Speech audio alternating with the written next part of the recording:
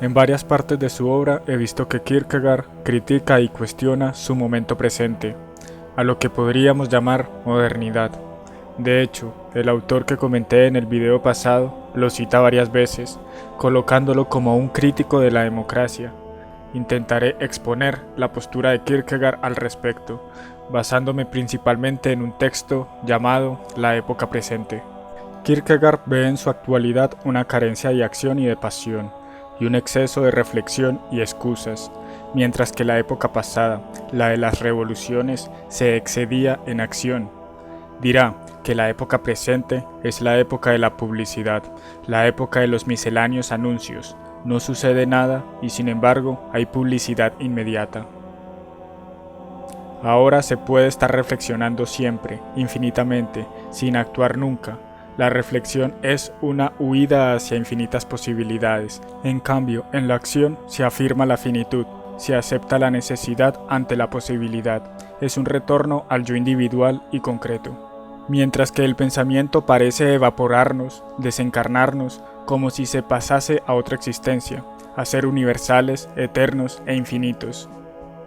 Dice Kierkegaard que el individuo, en el presente, ya no pertenece a Dios, ni a sí mismo, ni a su amada, ni a su arte, ni a su ciencia, no.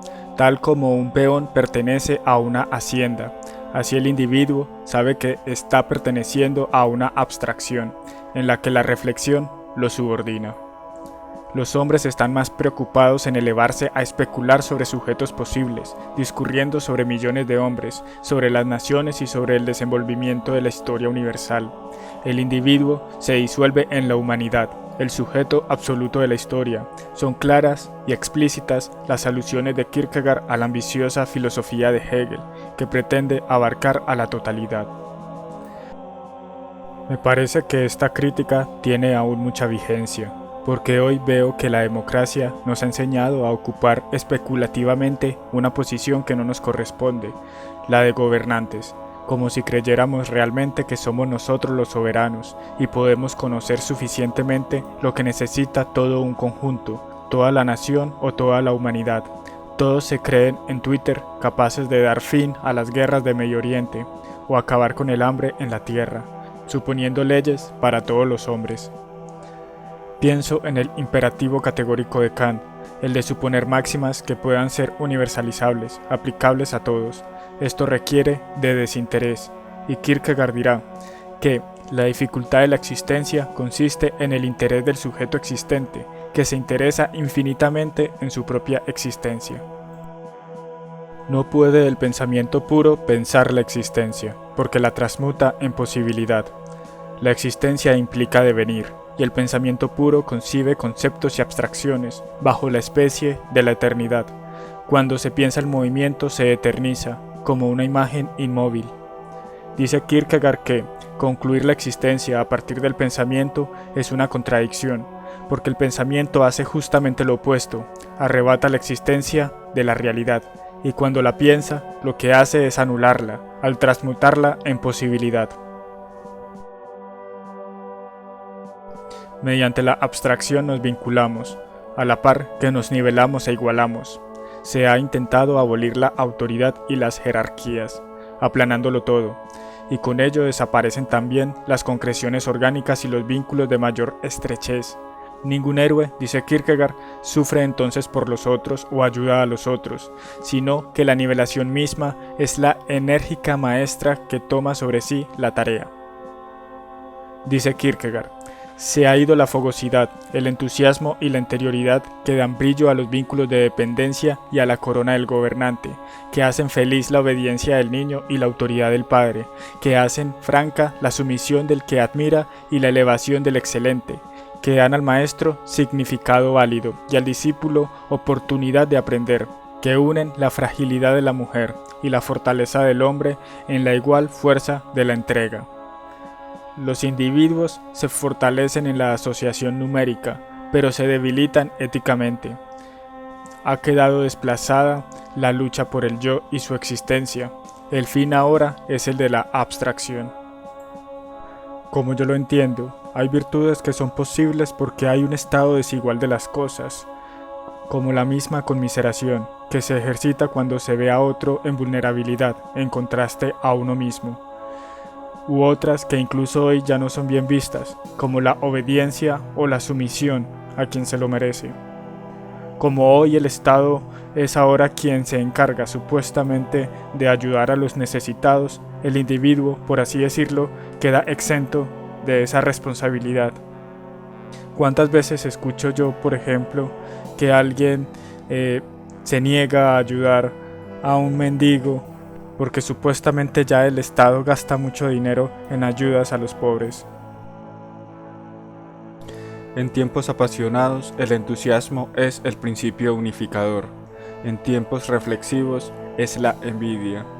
Hoy me parece que hay entusiasmo, pero es un entusiasmo en vista a la nivelación. La envidia se constituye como el principio de la falta de carácter, donde se busca disminuir y degradar lo destacado, pues la excelencia amenaza la integridad de la abstracción. Lo propio de la envidia es la nivelación. Se pensaba en la antigüedad en base a lo sobresaliente. La época presente se orienta dialécticamente hacia la igualdad, mientras que una época apasionada acelera, eleva y derriba, levanta y oprime. Así una época reflexiva, desapasionada, hace lo contrario, ahoga, frena, nivela. La gente es nivelada cada vez, por ejemplo, que en los medios se desmerita la excelencia, y no lo hace mediante una excelencia mayor y sobresaliente, sino mediante personajes ya degradados, dedicados a descalificar. Con esto la población se distrae y divierte, a medida que se iguala y nivela. El espíritu de la nivelación es el público, y el público es un fantasma, un espejismo, una monstruosa abstracción, un algo que lo abarca todo pero es nada. El público es una nada pasiva, una abstracta represión a la que una totalidad se subordina. Es la prensa la que desarrolla al público, educando al individuo, nivelándolo. Dice Kierkegaard que el público es la leyenda de una época de sensatez, que hace a los individuos fantásticamente superiores a un rey, pero el público es, una vez más, aquello por lo cual los individuos serán religiosamente educados y destruidos. El individuo termina acomodándose a la opinión del público, y esto representa un engañoso consuelo, porque después el público incluso podría burlarse de él, aunque él esté en lo correcto. El público puede apoyar una cosa y la contraria, y aún así seguirá siendo público. Del cristianismo nace una herejía en la que reaparece el hombre Dios, antes personificado por Cristo, pero ahora es la abstracción de la multitud la que se eleva a rango de divinidad.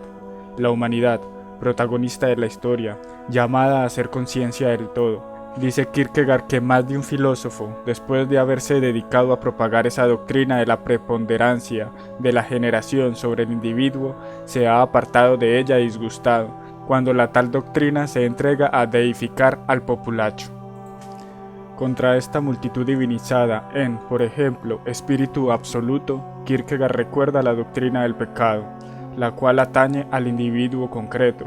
Kierkegaard dice que, por el dogma del pecado, del aislamiento del pecador, Dios y el Cristo han tomado para siempre y 100 veces mejor que un rey sus precauciones contra todo lo que es pueblo, gens, muchedumbre, público, etc. Contra todo pedido de una constitución más libre. Este bando de abstracciones no existe para Dios. Para Él, encarnado en su Hijo, solo existen individuos pecadores. El pecado mantiene la distancia entre Dios y el hombre. Le es más fácil al individuo esconder su pecado cuando está sumergido en la multitud divinizada.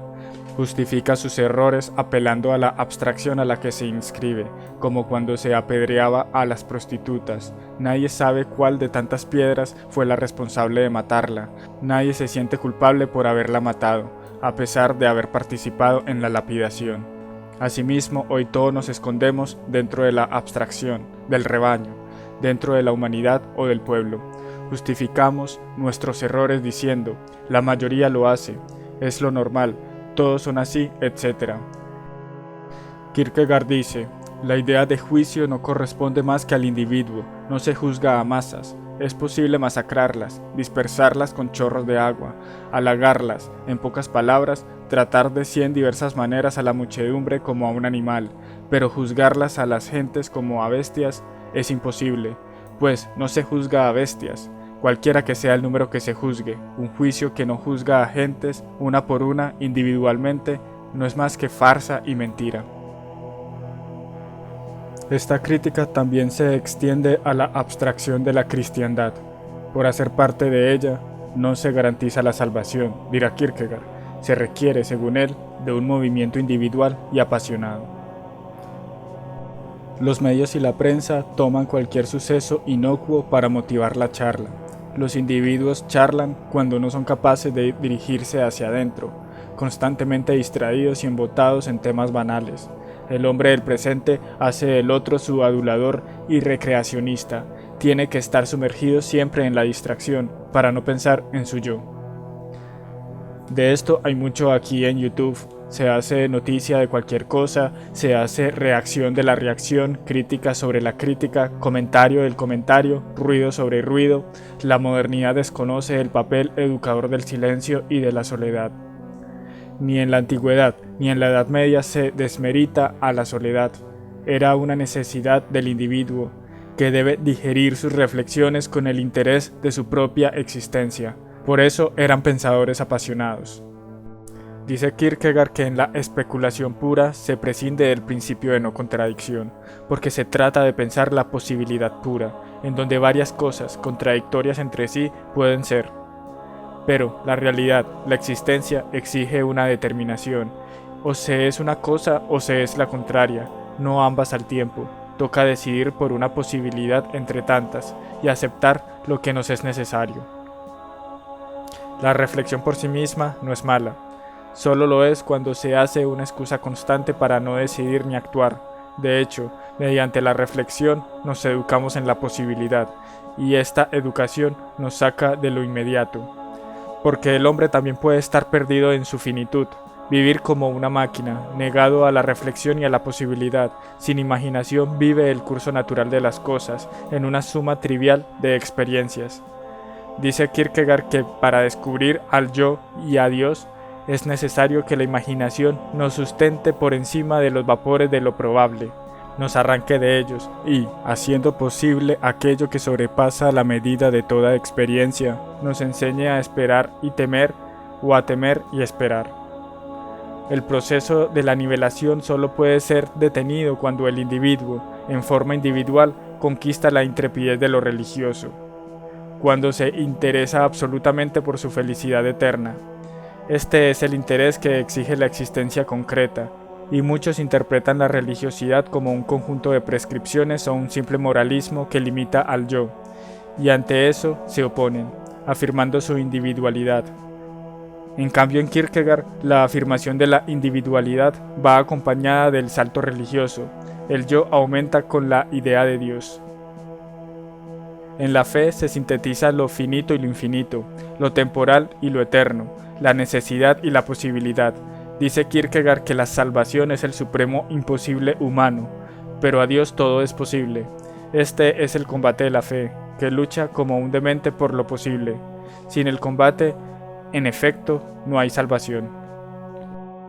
Pero sin fe, el discípulo de la posibilidad corre el riesgo del suicidio, pues la posibilidad, al ser todas las cosas al tiempo, negado el principio de no contradicción, es a la vez nada. Sumergirse en la posibilidad sería sumergirse en la nada. Sobre este estadio religioso y el salto de fe hay mucho más que decir, pero yo voy a terminar con la siguiente cita del postscriptum de Kierkegaard. Dice él: el pensamiento especulativo moderno lo ha preparado todo para que el individuo se trascienda objetivamente a sí mismo, pero esto simplemente no puede hacerse. La existencia lo impide, y si los filósofos de hoy en día no se han convertido en unos chupatintas al servicio de la insignificante empresa del pensamiento fantástico, este se percataría de que el suicidio es la única interpretación práctica de su tentativa. Sin embargo, el chupatintas pensamiento especulativo moderno poca atención pone a la pasión, siendo que, Para el existente, la pasión es la existencia en su punto más elevado, y, después de todo, nosotros somos existentes. En la pasión, el existente deviene infinito en la eternidad de la imaginación, y, al mismo tiempo, definitivamente sigue siendo el mismo.